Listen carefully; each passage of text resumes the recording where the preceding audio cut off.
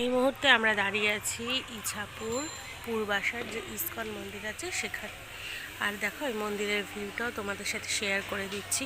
কতটা সুন্দর মন্দিরটা, নিরবতা একদম, খুবই শান্ত কিন্তু একদম পরিবেশ। অপোজিটে একটা সুন্দর খেলার মাঠ আছে, এটাও তোমরা এখানে দেখতে পাবে। আর এই যে দেখো মন্দিরের এটা মেন প্রবেশদ্বার থেকে সোজা এগিয়ে গেলেই কিন্তু তোমার একদম রাধা গোবিন্দর সুন্দর প্রতিমা তোমরা দর্শন করতে পারবে। এই যে দেখো আমি এখানে তোমাদেরকে জুম করে দেখাচ্ছি। এই দেখো রাধা গোবিন্দর যে মূর্তি আছে সেটা সুন্দর দেখানো যাচ্ছে।